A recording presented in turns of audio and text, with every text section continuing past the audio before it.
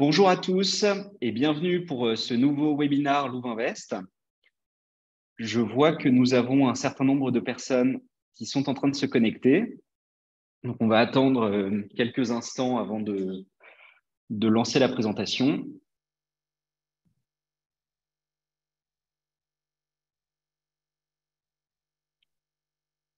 Excellent. Bon, écoutez, on a vraiment un record d'affluence aujourd'hui pour ce webinaire. Donc, on est absolument ravis de vous compter parmi nous pour ce webinaire. N'oubliez pas, vous avez la possibilité de poser des questions via le système de chat. Vous pouvez donc discuter. C'est une icône qui est en bas, en fait, dans la barre de menu de l'application. Vous pouvez donc normalement poser vos questions et nous avons quelqu'un qui pourra vous y répondre par chat. Et on sélectionnera également quelques questions dont on a le sentiment qu'elles peuvent concerner plus de gens pour les poser en direct à Romain, qui est avec moi aujourd'hui. Vous le voyez ici avec le logo Louvainvest derrière lui, et qui pourra répondre à toutes les questions. Donc, en un mot, moi, je suis Clément Renaud, donc un des cofondateurs de Louvainvest. L'objectif de ce webinaire, comme vous le savez pour la plupart d'entre vous, c'est de vous faire un petit point sur la fiscalité des SCPI. Et donc, via la fiscalité des SCPI, vous apprendre comment elle fonctionne, évidemment, mais également comment l'optimiser. Romain vous a préparé un support de présentation, en gros des slides qui vont récapituler tout cela.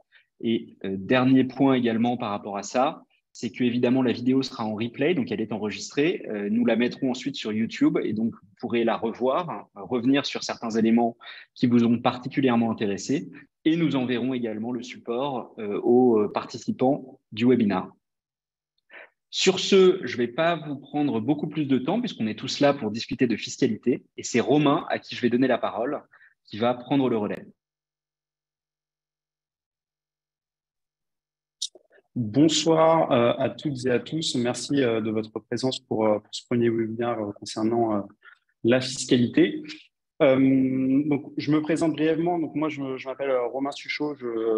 J'ai une expérience de 8 ans en tant que gestionnaire de patrimoine chez Allianz France. Quoi? J'ai plus d'un peu. Je parle là. J'ai plus d'un peu. Bonsoir à tous. Donc, je me présente Romain de la société Louvainvest. Donc, moi, je suis en appui pour vous conseiller au mieux dans le développement de votre projet et de la création de votre portefeuille d'investissement dans de la SCPI. Donc, j'ai une expérience de 8 ans en tant que gestionnaire de patrimoine chez Allianz France auparavant et j'ai rejoint l'équipe Louvainvest il y a un an maintenant pour justement vous donner du conseil, vous aider dans le développement et tout simplement aujourd'hui vous aiguiller sur la partie fiscalité. Donc, moi, je suis conseiller en investissement financier certifié par l'AMF, donc j'ai la possibilité de vous apporter ce conseil dans la gestion de votre patrimoine en immobilier indirect. On va commencer tout de suite par la partie fiscalité donc, que je vais vous présenter tout de suite. Alors, donc là, vous devez logiquement voir mon écran concernant ce webinaire. Donc, il y aura une partie, premièrement, ça sera sur grosso modo l'explication générale de la fiscalité des SCPI. Et dans un deuxième temps, nous verrons les différentes alternatives que vous pouvez avoir sur cet investissement en SCPI, comment l'optimiser, comment la réduire, voire ne pas en avoir du tout concernant l'investissement. Alors, dans un premier temps, vous avez deux types de fiscalité. Vous avez la fiscalité des loyers et vous avez également la fiscalité du capital. À chaque fois, on va faire une différenciation entre les personnes physiques qui investissent dans le marché de la SCPI, mais également les personnes morales qui investissent dans les SCPI. À l'intérieur, vous savez, on peut investir dans des SCPI françaises ainsi que dans des SCPI européennes. Donc voilà, il y a une distinction à faire sur ce type d'investissement parce qu'on n'est pas soumis à la même fiscalité, que ça soit sur les loyers ou que ça soit sur le capital. Donc, commençons par les personnes physiques qui rassemblent la majeure partie des investisseurs. Donc, sur les personnes physiques, le dividende d'une SCPI est considéré comme un revenu foncier. Donc, on doit déclarer ce revenu au titre des revenus fonciers et vous avez deux régimes qui existent auprès de l'administration fiscale, qui est soit le régime du microfoncier, si vous bénéficiez déjà d'un revenu foncier et auquel vous pouvez ajouter les SCPI. Et au titre de ce régime du microfoncier, vous bénéficiez d'un abattement de 30% sur le revenu brut déclaré auprès de l'administration fiscale. Ensuite, les 70% restants, vous allez devoir les déclarer au titre de votre tranche marginale d'imposition. Donc, cette tranche marginale d'imposition, vous pouvez la voir dans le tableau qui se trouve juste à côté. Il existe 5 tranches d'imposition, soit en dessous de 10 000 euros de déclarés, on est dans une tranche à 0%, puis ça augmente progressivement pour aller jusqu'à 45%. Donc, je résume, si vous êtes au régime du microfoncier et que vous avez moins de 15 000 euros de revenus bruts à travers un immobilier direct et la SCPI, dans ce cas-là, vous êtes taxé à hauteur de votre tranche marginale d'imposition auquel il faut ajouter 17,2% de prélèvements sociaux. Ou alors, vous pouvez être au régime réel. Donc, le régime réel, c'est le régime de base si vous êtes ou si vous avez uniquement des revenus fonciers à travers une SCPI. Donc, le régime réel, c'est ni plus ni moins qu'une balance entre les revenus d'un côté et les charges de l'autre. Donc, on prend les revenus et auxquels on soustrait les charges et ça nous donne un revenu net à déclarer toujours au titre de sa tranche marginale d'imposition. Donc, si un couple, un foyer fiscal ou une personne seule est dans une situation de tranche marginale d'imposition à 30%, on va rajouter les prélèvements sociaux de 17,2% sur lequel il aura une fiscalité, donc à 47,2%. Sachant que sur la partie CSG, vous avez 6,8% de CSG récupérable en année N+1. Voilà, donc 6,8% du bénéfice net qui sera à déduire de votre revenu fiscal de référence en année N+1, sachant que vous n'avez rien à faire. C'est l'administration fiscale qui s'occupe de tout et vous verrez apparaître ces 6,8% de CSG récupérable en dessous de votre revenu fiscal de référence en année N+1. Voilà, donc on va avancer, mais juste avant ça, n'hésitez pas à poser des questions directement sur l'onglet questions-réponses, sur lequel moi, derrière, je choisirai les questions et j'y répondrai en dernier recours à la fin de ma présentation. Je continue sur la personne physique. Hop, excusez-moi. Donc, sur la personne physique, vous avez ensuite les SCPI européennes. Bien évidemment, une personne physique a la possibilité d'investir dans des SCPI européennes. Dans ce cas-là, dans le cadre des SCPI européennes, il existe des conventions fiscales bilatérales pour éviter la double imposition. Donc, ces conventions nous donnent aujourd'hui deux méthodes de calcul en fonction de certains pays d'Europe. Donc, soit vous avez le calcul du crédit d'impôt, soit vous avez le calcul du taux moyen effectif d'imposition. Voilà. Deux calculs différents pour un résultat similaire. D'accord ? L'objectif, c'est d'avoir une neutralité fiscale efficace pour l'épargnant et justement éviter qu'il paye deux fois l'impôt, un sur le pays tiers dans lequel les biens se situent et de l'autre sur son impôt français dans lequel il réside. Nous allons justement vous donner un exemple. Voilà, avec par exemple Madame Martin, 45 ans, qui a aujourd'hui 10 000 euros de dividendes qu'elle a perçus en 2022. Vous allez voir qu'il y a la colonne française et il y a la colonne européenne. Juste pour rappeler, Madame Martin, aujourd'hui, elle a une tranche marginale d'imposition de 30% et elle a un taux moyen d'imposition de 17%. Le taux moyen d'imposition, vous le retrouverez sur votre fiche de paie, c'est ni plus ni moins que votre impôt qu'on rapporte à votre revenu fiscal de référence. Donc aujourd'hui, sur ces 10 000 euros de dividendes que Mme Martin aurait reçus en 2022, on applique sa tranche marginale d'imposition, à savoir 30%. Donc 30% sur les 10 000 euros, ça nous donne 3 000 euros de fiscalité sur l'impôt français. On le rapporte au niveau européen, ça nous donne exactement la même chose de 3 000 euros. Vous allez ajouter en France les prélèvements sociaux qui sont de 1 720 euros, à savoir 17,2% des 10 000 euros qu'elle aurait perçu en termes de dividendes. Sachant que ces prélèvements sociaux de 17,2%, vous ne les voyez pas dans la colonne européenne parce que vous n'avez pas de prélèvements sociaux sur des biens qui sont situés hors de France. En effet, il n'y a pas d'enrichissement du patrimoine et vous n'avez pas à cotiser pour la sécurité sociale ou quoi que ce soit dans un autre pays. Donc, vous avez une absence de ces 17,2% sur les SCPI européennes. Ensuite, vous avez une ligne qui s'appelle crédit d'impôt. Ce crédit d'impôt, il est calculé en fonction de votre taux moyen d'imposition. Donc aujourd'hui, Madame Martin, elle a un taux moyen d'imposition de 17%. Et ben, vous pouvez voir qu'on va venir rajouter 1 700 € à sa balance. Et donc, forcément, elle aura un revenu net perçu, que vous pouvez voir ici, de 8 700 €. A contrario, si elle avait été fiscalisée sur des SCPI françaises, on peut voir qu'on va déduire des 10 000 € les 3 000 € de fiscalité et les 1 720 € de prélèvements sociaux. Donc, en imposition réelle, on peut voir qu'on a 47,2% d'imposition pour une SCPI française et on peut voir qu'on a 13% d'imposition pour une SCPI européenne. Ce qui sous-entend que quand une SCPI me rémunère 4,5% de distribution en net de fiscalité étrangère, et ben, en net de fiscalité française, elle aboutit à 3,92% si la SCPI se situe à l'étranger versus 2,38% si la SCPI se situe en France. Voilà pour vous donner un exemple pour une personne physique qui investit soit sur de la SCPI française, soit sur de la SCPI européenne, bien évidemment dans un but toujours de diversifier son patrimoine et également d'optimiser ou tout du moins aller chercher une fiscalité un peu plus douce sur la rentabilité de ces SCPI.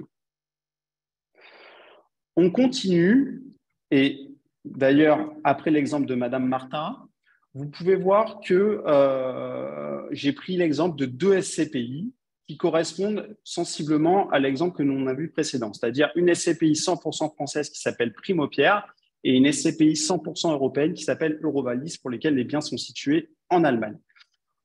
On voit que sur la SCPI Primopierre, on a une rentabilité mensuelle qui nous donne 119 € de revenus. En revenu locatif mensuel net, on voit cette rentabilité qui diminue et le revenu tombe à 62,96 €. La plus-value, en tout cas sur le simulateur, on s'est basé sur les revenus, sur l'augmentation du prix de part de 1,5% selon l'ASPIM en moyenne des SCPI. Donc, ça nous donne sur une durée de 7 ans de 450 € de revalorisation du prix de part de la SCPI. Donc, la plus-value potentielle annuelle nette, elle est de 287 €. On va y revenir juste après sur justement la plus-value du capital. Les frais de souscription de cette SCPI sont de l'ordre de 3 600 € pour un investissement de 30 000 € et le cashback de Louvainvest, pour lequel vous bénéficiez de 2,5% du montant investi, correspond donc à 750 € qui viennent augmenter la rentabilité de votre investissement. Donc, le gain net sur la durée concernant cette SCPI au bout de 7 ans, il est de 4 448 €. Je prends le même montant, la même durée, mais sur une SCPI 100% européenne type Eurovalis, on a un revenu qui est similaire parce que Eurovalis distribue de la même façon que Primopierre, voilà, sensiblement, donc 118 € pour un investissement de 30 000 €, 118 € mensuels. Et on voit que la rentabilité locative mensuelle nette de cette SCPI, elle tombe à 104,28 €. Donc, il y a une perdition, mais qui est moindre versus la perdition que vous pouvez avoir sur l'investissement en Primopierre. Je rappelle que dans cet exemple, nous avons pris une situation d'une personne qui est dans une tranche marginale d'imposition de 30% et qui a un taux moyen d'imposition de 18%, en l'occurrence pour calculer la fiscalité de la SCPI européenne. Concernant les frais de souscription de cette SCPI, ils sont légèrement plus faibles parce qu'ils sont à 3 420 €. Le cashback, vous en bénéficiez toujours parce que c'est une SCPI pour laquelle il y a des frais de souscription. Et enfin, on peut voir que le gain net sur la durée, lui, il est passé de 4 448 € à 8 099 €. Pourquoi il y a un gain substantiel? Parce qu'on l'a quasiment doublé. Tout simplement parce que vous avez un revenu locatif mensuel net qui est bien plus important que celui de Primopierre grâce au mécanisme du crédit d'impôt que vous bénéficiez en tant que SCPI européenne et résident fiscal français. Je vous montre justement le simulateur que vous pouvez avoir accès directement sur votre profil de Louvainvest. Exemple, je vous prends Primopierre, je vous le montre. Comme ça, vous avez les informations en direct. Donc, comme vous pouvez le voir, sur le simulateur qui est sur votre profil, vous avez un investissement de 30 000 euros sur une durée de 7 ans avec une tranche marginale d'imposition de 30%. On retrouve bien exactement les mêmes montants avec le gain net sur la durée. Si je prends Eurovalis, pareil, donc la même SCPI européenne que je viens de vous présenter avec un taux moyen d'imposition à 18%, on s'aperçoit exactement qu'on retrouve les mêmes valeurs. Voilà. Donc, je vous encourage à aller sur ce simulateur qui est disponible sur votre profil Louvainvest avec le simulation de pleine propriété, la comparaison entre différentes SCPI, simulation crédit, simulation du propriété, etc., etc. Voilà, donc beaucoup d'informations pour vous qui sont accessibles directement à partir de votre profil Louvainvest pour avoir l'ensemble de ces informations-là. Je reviens sur ma présentation et maintenant, nous allons évoquer les personnes morales. Donc, nous avons vu les personnes physiques pour l'investissement à SCPI française et à SCPI européenne. Nous allons voir maintenant la fiscalité des loyers en ce qui concerne une personne morale. Alors, une personne morale, c'est ni plus ni moins qu'une société. La société, en règle générale, pour les SCPI, c'est une société civile. Une société civile à prépondérance immobilière, donc qui va faire de l'investissement immobilier à travers cette société. Alors, le régime de la fiscalité des sociétés civiles en France, il est de deux types. Plus généralement, une société civile, souvent, elle se trouve à l'IS. Ça veut dire à l'impôt sur les sociétés. Lorsqu'elle est à l'impôt sur les sociétés, le régime fiscal de cette SCI, si vous avez un bénéfice de la SCI inférieur à 38 120 euros, alors l'impôt sur les sociétés sera de l'ordre de 15%. S'il est supérieur à 38 120 euros, il sera alors de 25% depuis l'année 2022. Vous avez également la possibilité en tant qu'associé d'opter pour l'impôt sur le revenu en ce qui concerne votre société, ce qu'on appelle la transparence fiscale. Ça veut dire que ce n'est pas la société qui va payer l'impôt, mais c'est la personne physique qui paiera l'impôt. Souvent, lorsque l'on crée une SCI, ça a une vocation de réduire sa fiscalité, d'accord? Mais il peut y avoir derrière un sous-jacent, un autre objectif de type gestion de sa société, meilleure distribution des dividendes, etc., etc. On y reviendra par la suite. Mais bon, grosso modo, la majeure partie des SCI sont à l'IS pour aller chercher une optimisation de sa fiscalité. Donc, une fois que la société a payé son impôt société, on se retrouve avec un résultat dans la société. Ce résultat, la personne physique peut se le verser sous forme de dividende. Le dividende, en France, il est taxé au titre du prélèvement forfaitaire unique. Ce prélèvement forfaitaire unique, il est de 30% et il se décompose en 12,8% d'imposition et 17,2% de prélèvements sociaux. Donc, on se retrouve avec un prélèvement forfaitaire unique qui regroupe les prélèvements sociaux et donc une imposition globale de 30%. Vous avez également la possibilité d'opter pour une imposition au titre de votre tranche marginale d'imposition après abattement de 40% sur le dividende que vous versez de la société vers la personne physique. Voilà. Donc, en règle générale, encore une fois, il est plus intéressant, en fonction des foyers, bien évidemment, mais d'une manière générale, il est plus intéressant d'opter pour le dividende sur lequel vous avez une taxation à 30% au global, comprenant les prélèvements sociaux. Si ma personne morale investit dans le cadre de SCPI européenne, comme on a pu le voir tout à l'heure, c'est tout simplement une société qui investit dans une SCPI européenne. Et dans ce cas-là, la taxation se situe dans le pays dans lequel, bien évidemment, se trouvent les biens, un peu comme tout à l'heure avec la personne physique. A contrario, vous n'avez pas, comme le mécanisme de double imposition que vous pouvez avoir grâce au crédit d'impôt entre l'imposition française et l'imposition d'un pays européen, vous avez le même système pour les SCPI européennes au titre d'une personne morale, et donc il n'y a pas d'impôt société supplémentaire pour votre investissement dans le cadre d'une SCPI européenne à travers votre personne morale.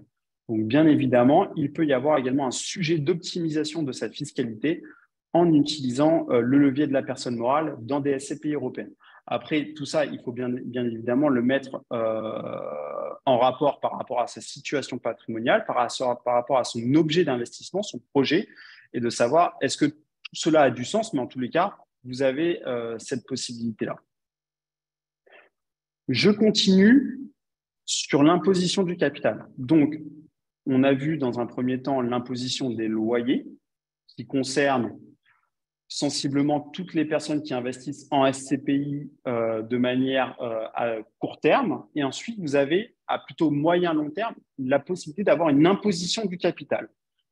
L'imposition du capital, elle concerne les personnes physiques et elle concerne les personnes morales.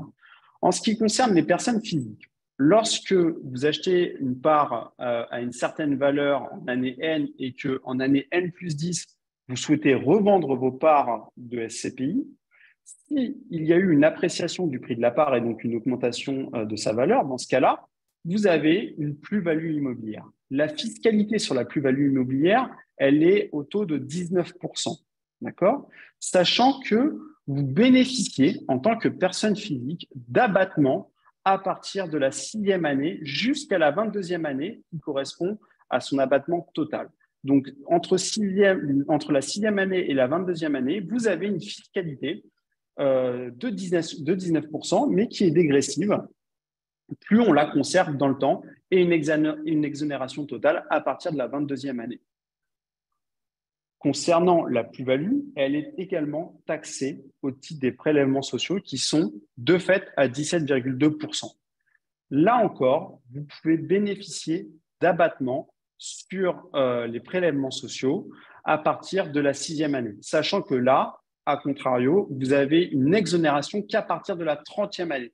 Donc, il faut conserver les parts plus longtemps dans la durée pour avoir une exonération totale de sa plus-value et surtout de la fiscalité sur la plus-value lorsque l'on revend les parts. Voilà. Donc, juste l'imposition des loyers, l'imposition du capital, on a une imposition à 19%, à 17,2%. Puis on sort avant 6 ans et à partir de la 6e année, on a une dégressivité sur l'imposition, plus on conserve les parts dans le temps. En ce qui concerne la personne morale, lorsque je revends mes parts de SCPI et que je bénéficie d'une plus-value, eh ben, ce bénéfice-là va venir rentrer tout simplement sur mon compte de résultat, dans mon plan comptable, en tant que revenu de ma SCPI, de ma SCI, de ma personne morale. Et donc, ce revenu, il va rentrer classiquement dans l'impôt sur les sociétés et il va être calculé sur l'impôt sur les sociétés. Donc, si le résultat de ma société civile est inférieur à 38 120 €, je vais avoir une fiscalité à hauteur de 15%. Et si mon résultat au moment de la revente des parts est supérieur à 38 120 €, dans ce cas-là, je rentrerai dans une fiscalité à hauteur de 25%. Donc, les 38 120 € sont taxés à 15% et au-delà, ils sont taxés à 25%. On va maintenant rentrer dans la fiscalité des non-résidents. La fiscalité des non-résidents, c'est bien évidemment une fiscalité à part. Donc, jusqu'à maintenant, je vous parlais de la fiscalité des résidents français. Maintenant, je vais vous parler de la fiscalité des non-résidents. Bien évidemment que ça ne touche pas la totalité des personnes, mais c'est une demande extrêmement forte maintenant sur nos clients qui se trouvent à l'étranger et qui souhaitent se créer un complément de revenu pour leur retraite ou autre, et donc investir sur de la SCPI française. Donc, la fiscalité des non-résidents, pareil, un peu comme toujours avec l'administration fiscale française, elle donne une alternative en termes d'imposition. Soit le revenu français, donc SCPI compris, se situe sur une fourchette inférieure à 26 070 €. Dans ce cas-là, vous avez un forfait, d'accord, de 20% plus prélèvements sociaux. Si vous êtes non résident, mais résident d'un pays membre de l'EEE, c'est-à-dire de l'espace économique européen, dans ce cas-là, les prélèvements sociaux sont réduits de 17,2% à 7,5%. Donc, je résume, un revenu inférieur à 26 000 euros, ça veut dire taxation de 20% plus 7,5%, soit 27,5%. Si mon revenu français comprenant la SCPI est supérieur à 26 070 euros, dans ce cas-là, je vais rentrer dans la démarche du barème progressif de la tranche marginale d'imposition que nous avons vu lors de la première slide. Et dans ce cas-là, ça sera soit 30%, soit 41%, soit 45%, auquel il faudra ajouter les prélèvements sociaux de 7,5% si mon pays de résidence est membre de l'EEE ou 17,2% si je suis hors EEE. Voilà pour ce qui est du principe du forfait. Et ensuite, vous avez le taux moyen. Alors, le taux moyen, il est déterminé à partir de vos revenus mondiaux, c'est-à-dire qu'on agrège la totalité de vos revenus, d'accord, comprenant les SCPI, des revenus fonciers en France, financiers en France et également de votre pays de résidence. Excusez-moi. Et à cela, on va calculer sur la tranche marginale d'imposition un taux moyen. Et ce taux, par contre, lui, va impacter uniquement les revenus de source française. Ces revenus de source française, encore une fois, ils peuvent être de la part de SCPI, mais également de revenus financiers ou de revenus immobiliers. Voilà en ce qui concerne les deux possibilités en tant qu'expatrié, en tant que non-résident, sur mes fiscalités de part de SCPI en l'occurrence. Je vous ai ici intégré l'infographie. Cette infographie, je vais vous la montrer, mais grosso modo, elle vous rapporte sur le site de Louvainvest, encore une fois, sur lequel vous pouvez avoir un article qui résume tout ce que je viens de vous dire concernant les SCPI, que ce soit les SCPI françaises, européennes, que ce soit en personne physique ou en personne morale, mais également la plus-value du capital. Donc, dans cet article, vous avez l'ensemble des dispositifs, que ce soit le régime réel ou le régime du microfoncier, en l'occurrence pour une personne physique. Et vous avez également une synthèse que vous pouvez trouver ici sur les différentes options. Voilà un petit peu dans quelle case je me trouve pour mon investissement en SCPI, qui résume assez bien l'investissement, les différentes fiscalités. Et c'est surtout ce qui est intéressant de connaître en amont avant de procéder à l'achat de parts de SCPI. Alors, j'en ai fini avec la partie 1, qui était grosso modo l'ordre général de la fiscalité de la SCPI, encore une fois, sur le revenu et sur le capital, et en tant que personne physique et en personne morale. Maintenant, je vais vous présenter un petit peu les alternatives de l'investissement en SCPI, c'est-à-dire soit j'investis en SCPI et donc en pleine propriété, j'ai les revenus tout de suite et le capital tout de suite sur une SCPI de rentabilité, mais il existe également des alternatives, c'est-à-dire des solutions d'investissement qui permettent un petit peu soit de neutraliser l'imposition, soit de la réduire, soit de la décaler dans le temps, etc., etc. Donc, on va y revenir. Il y a 5 points qu'on va balayer de manière un peu plus détaillée maintenant. Alors, le premier point, ce sont les SCPI de capitalisation. Une SCPI de capitalisation, donc comme son nom l'indique, ça veut dire qu'il y a capitalisation du revenu. On n'est pas dans une SCPI de rentabilité, qui correspondent grosso modo à 95% des SCPI sur le marché. Là, dans une SCPI de capitalisation, il n'y a pas, voire peu de revenus, parce que grosso modo, le revenu, il est capitalisé à l'intérieur de la SCPI, et par contre, il peut y avoir des réévaluations régulières du prix de part. Donc, voilà, on n'est pas sur une augmentation des loyers ou alors une rentabilité du loyer, mais on est plutôt sur une augmentation du prix de part et donc une augmentation de son capital à terme si demain on souhaite revendre la part de SCPI que l'on détient. Donc, par conséquent, vu que je n'ai pas de revenus, voire un petit peu, et que j'ai une réévaluation régulière de mon prix de part, mais que tant que je ne vends pas, je n'ai pas de fiscalité, je n'ai pas d'imposition sur mon investissement dans la SCPI de capitalisation. Voilà, donc il existe des SCPI type Novapierre résidentiel, type Patrimo Croissance, qui ont cette spécificité-là d'avoir un parc immobilier sur lequel je n'ai pas de revenus. Par contre, j'ai une augmentation tous les mois pour certaines de l'augmentation de mon prix de part. Voilà. c'est une alternative à l'investissement sur lequel on va rechercher normalement des loyers sur mon investissement en capital dans de la SCPI. Ensuite, vous avez le démembrement de propriété. Donc, le démembrement de propriété, c'est ce que vous pouvez voir dans le premier schéma. Donc, soit j'investis en pleine propriété, ça veut dire que tout simplement, j'ai l'acte notarié qui fait foi, c'est-à-dire j'ai mon attestation de part comme quoi je suis bien propriétaire des parts. Et vous pouvez également bénéficier des revenus. Voilà, donc c'est la jouissance, les revenus que je peux avoir grâce à mon attestation de part, donc grâce à la propriété de mes parts. Mais vous pouvez également, en SCPI, dire je souhaite acquérir des parts d'un parc immobilier, d'accord? Donc avoir l'attestation de part, mais dire je décale mes revenus à une date ultérieure, d'accord? Donc c'est ce qu'on appelle un démembrement de propriété. Donc vous achetez la nue propriété et il y a quelqu'un qui va venir acheter l'usufruit, c'est-à-dire les loyers pendant une durée déterminée. Quand vous achetez la nue propriété, bah, vu que vous n'avez pas le bénéfice des loyers, vous allez avoir en contrepartie une décote sur le prix d'achat. Cette décote, elle peut être de 20%, comme elle peut être de 30%, comme elle peut être de 40%, en fonction de la durée pendant laquelle vous souhaitez décaler les revenus à terme. Voilà. Donc, c'est ce qu'on appelle une période de démembrement.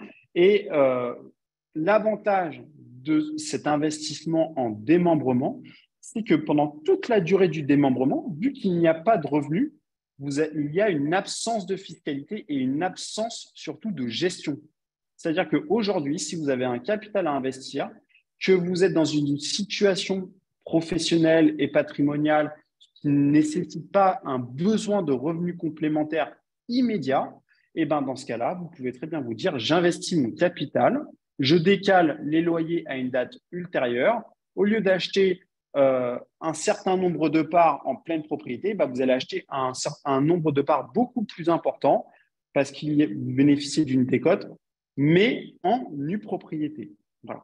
L'autre intérêt, c'est lorsque vous allez récupérer la pleine propriété des parts à la fin du démembrement, et ben la décote n'est pas fiscalisée parce que ce n'est pas considéré comme de la plus-value. Donc, la décote est non imposée au moment du remembrement de propriété.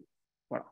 Par ailleurs, pour les personnes qui ont un patrimoine supérieur à 1 300 000 € et donc qui sont éligibles à l'impôt sur la fortune immobilière, sachez que l'investissement en nue propriété ne nécessite, voilà, il n'y a aucune fiscalité supplémentaire parce que la valeur de votre investissement ne rentre pas dans votre base taxable à l'investissement sur la fortune, à l'impôt sur la fortune immobilière, pardon. Ensuite, vous avez également la possibilité d'investir à travers une personne morale. On l'a vu tout à l'heure parce que j'ai fait la distinction entre la fiscalité d'une société versus la fiscalité d'une personne physique. Donc, en effet, pour réduire votre fiscalité, vous avez la possibilité d'investir à travers une personne morale, donc par l'intermédiaire de la création d'une société civile à destination immobilière. Donc, vous allez avoir une fiscalité moindre, comme on l'a vu tout à l'heure. L'avantage de cette SCI, c'est également que vous allez capitaliser à l'intérieur parce que si vous le souhaitez, vous pouvez uniquement payer l'impôt sur les sociétés sur les bénéfices que va recevoir la société, mais vous n'êtes pas dans l'obligation de vous distribuer les revenus et donc de vous verser le dividende. C'est-à-dire que tant que vous ne versez pas de dividende, bah, l'impôt, c'est-à-dire le prélèvement forfaitaire unique qui se situe sur le dividende, vous ne l'aurez pas à payer tant que vous ne sortez pas le dividende. Donc, bien évidemment qu'à terme, si vous faites un investissement à travers une société civile, potentiellement, dans 4 ans, 5 ans, 10 ans, 15 ans, vous aurez la possibilité de débloquer la trésorerie de la société civile qui a été générée par les loyers de vos SCPI et donc de vous verser des dividendes qui seront à un moment donné fiscalisés, mais au moins, c'est vous qui contrôlez la distribution des revenus. Voilà. Donc, l'autre intérêt de la personne morale, bien évidemment, c'est la transmission parce que vous pouvez gérer à votre guise les donations ou tout du moins la distribution de dividendes pour faire des donations en direct ou la transmission directement des parts de la société civile au profit de vos héritiers, de vos enfants ou autres. Voilà. Donc, il y a une gestion, j'ai envie de dire, patrimoniale qui peut être très intéressante avec la personne morale. A contrario, l'inconvénient de la création d'une société civile, on peut dire, c'est sa comptabilité parce que chaque année, vous avez un compte de résultat, un bilan à générer qui peut être fait par vos soins ou par l'intermédiaire d'un comptable qui nécessitera bien évidemment une charge supplémentaire pour la société civile. Voilà un petit peu l'inconvénient de la création de cette personne morale-là. Si on intègre bien cette complexité assez légère, mais bon, qui existe malgré tout, la création d'une personne morale peut être un levier d'investissement pour vos investissements en SCPI. Ensuite, il existe également des SCPI fiscales. Donc, qu'est-ce qu'on appelle une SCPI fiscale? C'est une SCPI qui investit dans un patrimoine à destination du résidentiel, en règle générale, et sur lequel l'État vous octroie une réduction d'impôt. Voilà, si là, dans l'exemple que j'ai pris, c'est une réduction d'impôt de 6, 9, sur 6, 9 ou 12 ans qui correspond grosso modo à une réduction de Pinel.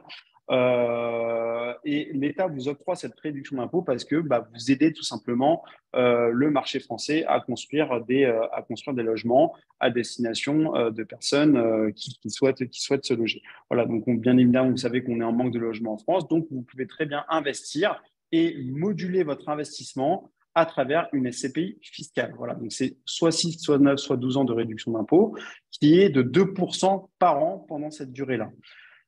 Le projet, il est de plus ou moins 15 ans, d'accord? On est sur un projet qui est, on va dire, semi-fixe parce que tout simplement, lorsqu'on on investit dans une SCPI fiscale, vous avez 2 à 3 années de collecte de fonds auprès de particuliers et derrière, il y a la période de mise en location qui s'étend de 6 ans à 12 ans et ensuite, vous avez la période de revente des biens, donc de redistribution du capital aux investisseurs. Voilà pourquoi le projet d'une SCPI fiscale est de plus ou moins 15 ans pour un investisseur.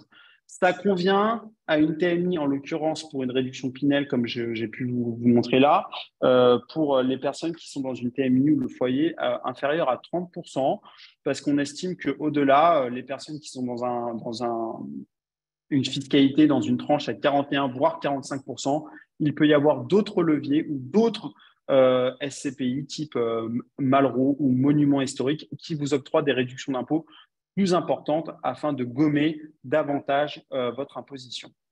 L'inconvénient d'une SCPI fiscale, en l'occurrence Pinel, Malraux, Monument historique, peu importe, ou Canéos de Normandie, comme j'ai pris l'exemple juste ici, on va dire que c'est l'illiquidité de votre investissement parce qu'on est sur ce projet de plus ou moins 15 ans qui nécessite de rester investi pendant cette durée-là au détriment de perdre l'avantage fiscal que l'État nous octroie si on conserve les parts pendant la durée de 6 ans, 9 ans ou 12 ans.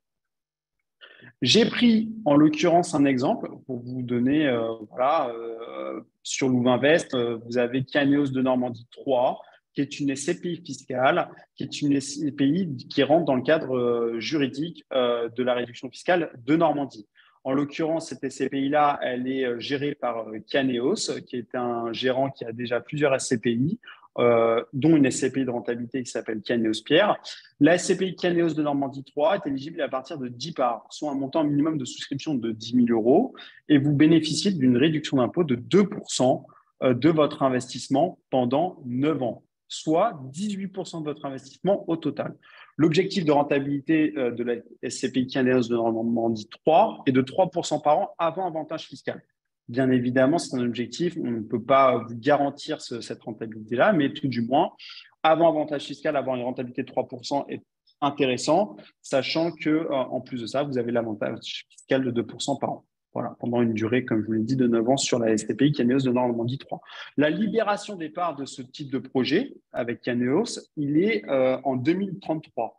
Ça veut dire que là, on est en 2022. Voilà, on est plutôt sur un projet de 11 ans sur ce type d'investissement qui a débuté courant dernier trimestre 2022.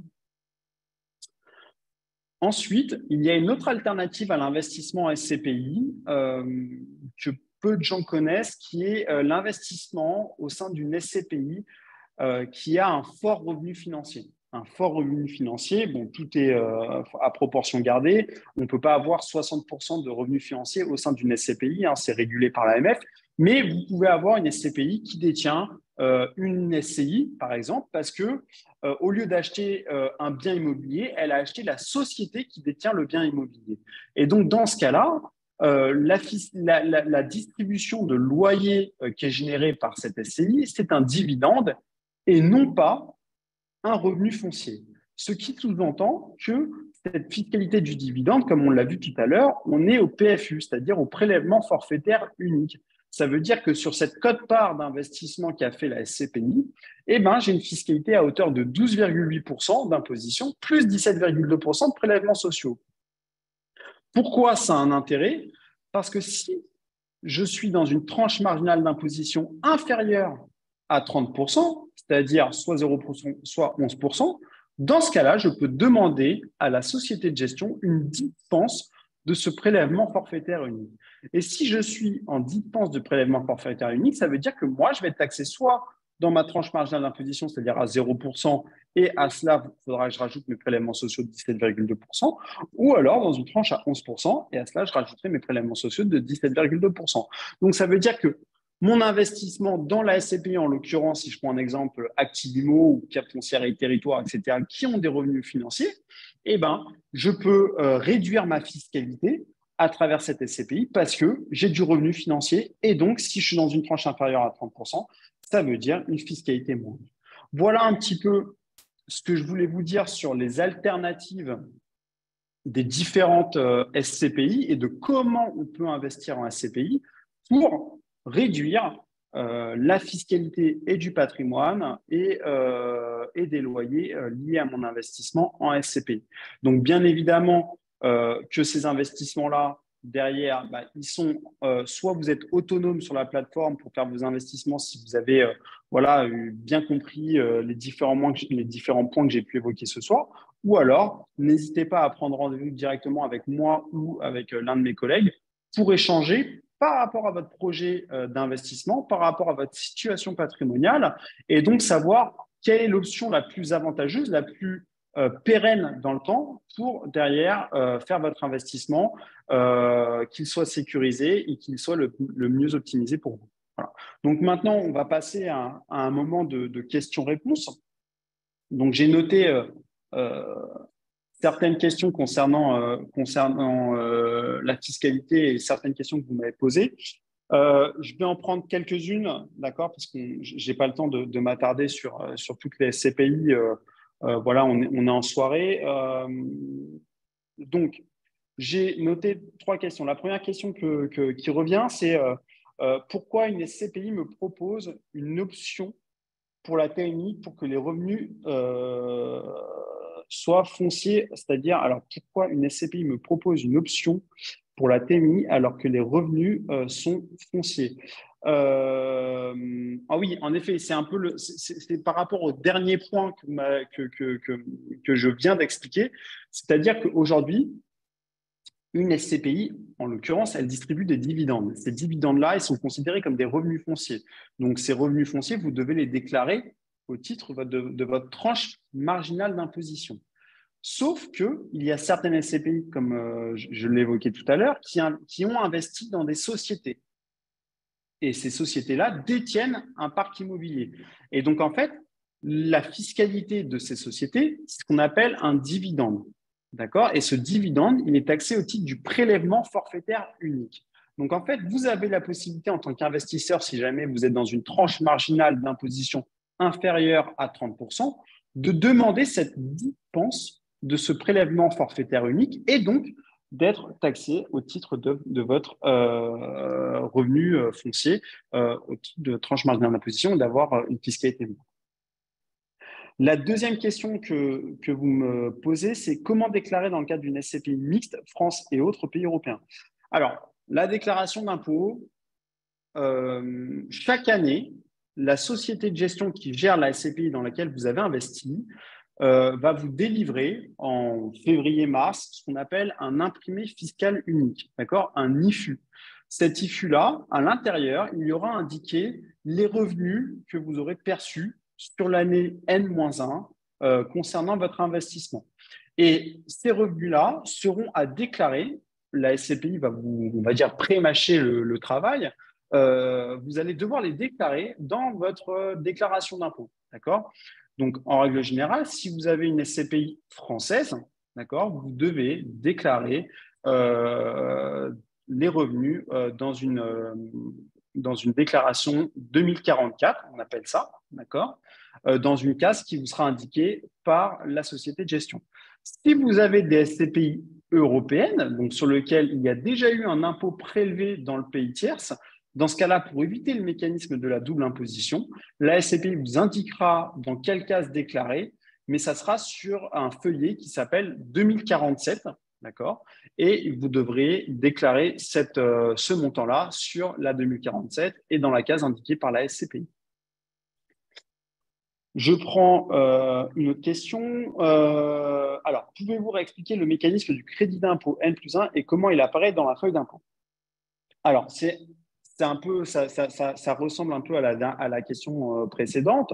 Donc, en fait, le mécanisme de crédit d'impôt, si je prends un exemple simple, vous avez 1 000 euros de revenus, enfin, tout simplement, je vais revenir sur l'infographie. Si j'ai mis voilà, 10 000 euros de dividendes, eh ben, le mécanisme, il est simple. J'ai ma tranche marginale d'imposition sur laquelle j'ai 30% d'imposition, d'accord, que je dois déclarer, mais j'ai un taux moyen d'imposition de 17%. Donc, en fait, on va me recréditer, si vous préférez, 1 700 euros qui correspond à 17% de 10 000 euros. Et donc, j'ai une imposition réelle de 13%. Donc, en fait, le crédit d'impôt, dites-vous que c'est tout simplement la valeur qu'on va venir recréditer pour justement faire baisser l'imposition réelle de votre revenu que vous avez perçu sur la SCPI européenne. Ça vient limiter, ça vient neutraliser votre imposition parce que vous avez investi dans une SCPI européenne et qu'il y a déjà eu un impôt prélevé par la société de gestion dans le pays tiers. Alors, j'ai deux autres questions. Vous avez, alors, qui sont sensiblement, qui concernent la nue propriété. Je vais vous les regrouper. La première question, c'est la SCPI peut faire l'objet d'une donation aux enfants en conservant la nue propriété. Et ensuite, la deuxième question, c'est quid des parts SCPI en viager? Bon, alors, la première question, grosso modo, c'est si vous détenez des parts en SCPI, vous avez bien évidemment la possibilité de passer devant notaire et d'indiquer que vous souhaitez transmettre les parts que vous détenez en pleine propriété au profit de vos héritiers ou de vos enfants par parts égales.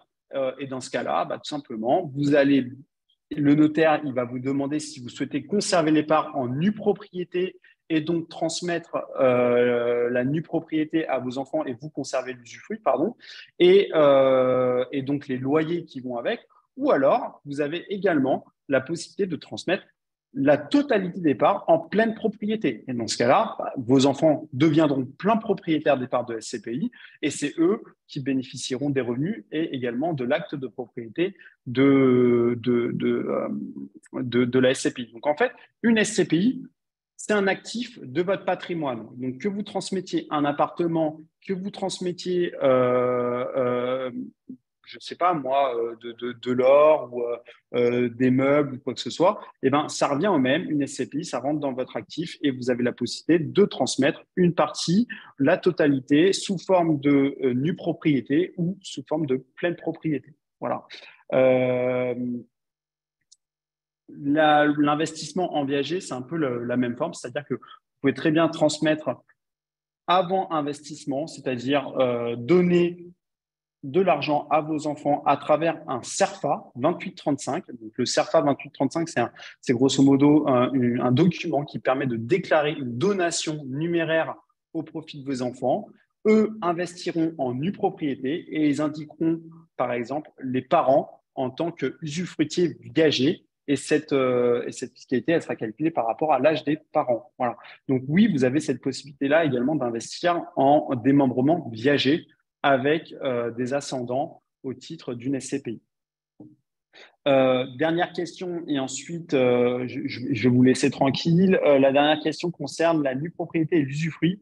Sont-ils possibles pour les personnes morales? Alors, une personne morale a la possibilité d'investir en nue propriété et une personne morale a également la possibilité d'investir en usufruit. En l'occurrence, on a créé une marketplace chez Louvainvest pour des personnes morales, qu'elles soient commerciales ou qu'elles soient patrimoniales, pour acheter de l'usufruit. C'est-à-dire que nous, lorsque l'on vend à une personne physique un projet d'investissement en nue propriété, en face, on va venir proposer l'usufruit sur notre marketplace et qui sera à destination, en règle générale, des personnes morales qui, elles, vont acheter l'usufruit correspondant pour tout simplement investir la trésorerie de leur entreprise et aller chercher une rentabilité intéressante et surtout, c'est comptabilisé comme une charge pour l'entreprise et donc ça vient réduire le bénéfice imposable de la société, donc réduire son imposition également, sachant que vous avez la possibilité d'amortir pour l'entreprise comptablement cette charge pendant toute la durée du démembrement. Voilà, donc oui, une entreprise a la possibilité d'investir soit en nue propriété, soit en usufruit dans de la SCPI, voilà, qui correspond bien évidemment à un certain type de société. Je vous remercie pour l'ensemble de vos questions. J'espère que cette présentation a été complète, que vous avez bien assimilé les différents points de la fiscalité de la SCPI, que ce soit personne physique, personne morale, que ce soit les loyers, que ce soit également l'imposition du capital, et puis les différentes alternatives. N'hésitez pas, si vous avez des questions, à nous envoyer un mail, soit à contact@louvainvest.com, soit à prendre rendez-vous directement à travers le site avec un conseiller pour qu'il puisse répondre à votre projet, à vos questions, à vos interrogations et surtout que votre investissement corresponde réellement et vraiment à votre besoin. Voilà, et on réfléchira aux différentes alternatives. Sachez que le webinaire sera retransmis sur les réseaux sociaux. Il vous sera également envoyé le lien ultérieurement.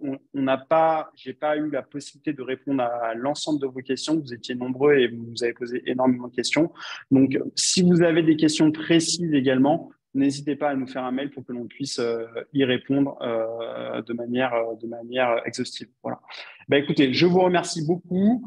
Passez une agréable fin de journée et en tout cas, n'hésitez pas à revenir vers nous. On est réactifs et on répondra à vos questions. Merci.